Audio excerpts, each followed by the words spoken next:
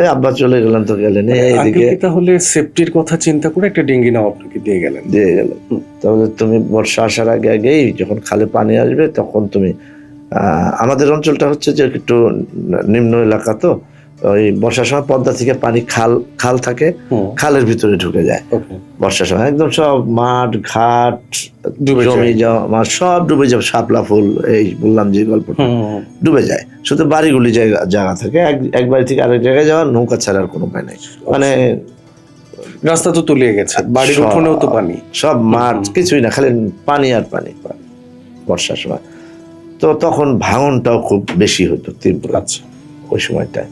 আবার দিকে আবার আর্মি আবার অ্যাটাক করে ওই আমাদের ঘাটে এসে ভিড়ে বড় বড় গানবোট নিয়ে, যেদিক দিয়ে একটু সুখ না পায় ওখানে নেমে যে বাজার একটু পুরাটের আবার চলে যায়, মানে খুব একটা অস্বস্তিকর অবস্থা।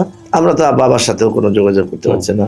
এই সময়ে নদীটা ওই 2.5 মাইল দূরের থেকে ভাঙতে আমাদের বাড়ি পর্যন্ত চলে আসলো।